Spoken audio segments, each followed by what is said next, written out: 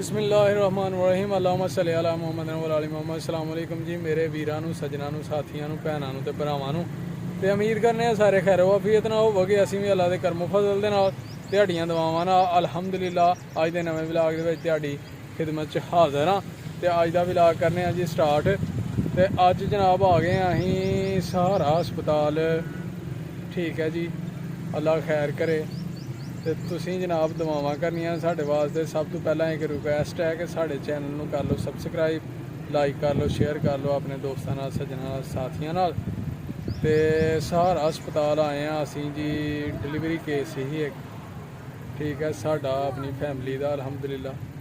ते दुआ करनी है अल्लाह खैर खरीयत नाल जेड़ा न खैर वाफियत नाल सारे मामलात हल कर दे अल्लाह ताला। ठीक है, दिहाड़ियां दुआवां दी बहुत ज़रूरत है सानू। तो ठीक है जनाब, तो बाकी सारे मामलात इंशाल्लाह नाल नाल तुहानू शेयर करने आ। ठीक है दोस्तों, तुसीं रहना साढ़े नाल। तो चलो जी चलिए अंदर जाके हम ट्रीटमेंट शुरू करवाइए अल्हम्दुलिल्लाह। बाकी अल्लाह खैर करेगा। ठीक है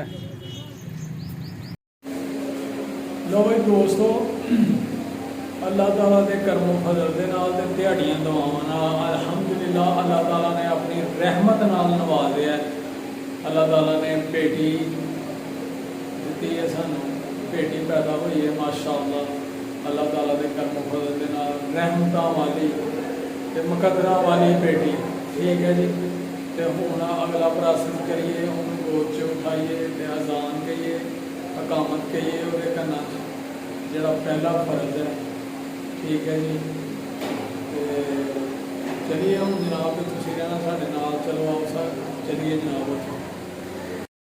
लो दोस्तों, अज जुम्मतुल मुबारक है माशाअल्लाह। तो अल्लाह ताला ने मुकद्दस दिन दे ते मुकद्दस माह मुबारक रमज़ान मुबारक का मुकद्दस महीना है।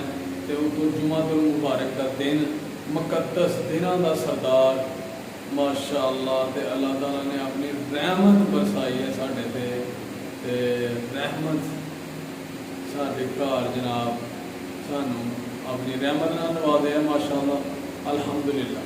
ठीक है जी, तो बड़ी गल है तो बड़ा करम है वह मजीद दिहाड़ियां दुआवां ने अल्हम्दुलिल्लाह। ठीक है जी सज्जनों,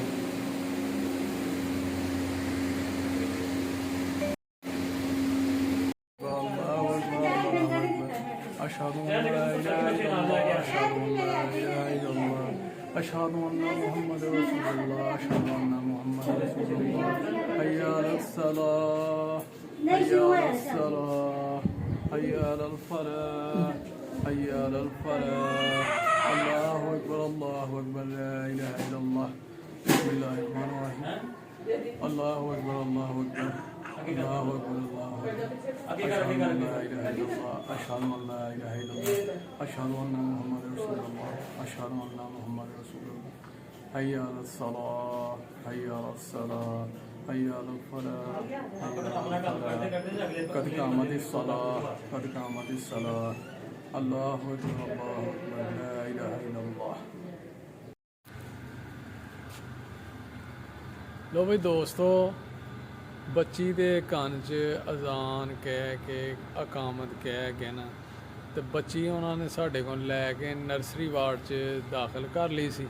लेकिन अल्हम्दुलिल्लाह अल्लाह के करमो फजल दे नाल अद्धे पौने घंटे बाद ओहदा टेस्ट वगैरह उन्हें चैकअप करके ते बच्ची सानू वापस दे छड़ी सी। ते उन्हें छुट्टी यानी कि मिल गई अल्हम्दुलिल्लाह के फिट है, ठीक ठाक है, सेहतमंद है माशाअल्लाह। ते लेकिन उसकी वालदा की ट्रीटमेंट जारी है क्योंकि ऑपरेशन होया दा ते उसकी वजह नाल कोई 2-3 दिन लग जाने ने छुट्टी च। ते असीं सहारा ही हाँ फिलहाल, लेकिन अल्हम्दुलिल्लाह बेहतर ने, वालदा भी बेहतर है बच्ची दी, ते बच्ची भी माशाअल्लाह ठीक है।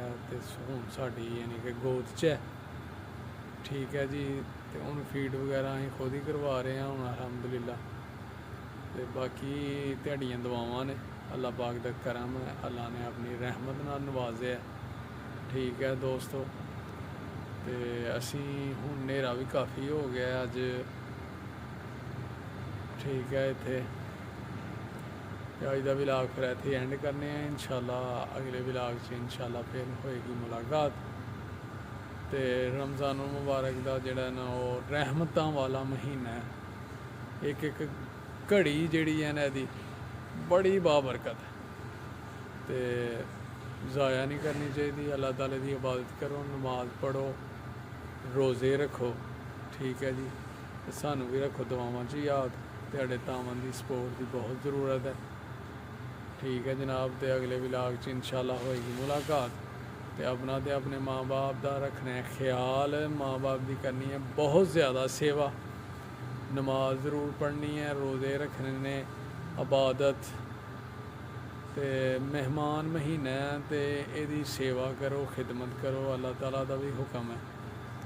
तो खूब खिदमत करो, ठीक है जी। तो ठीक है फिर इंशाल्लाह फिर होएगी मुलाकात।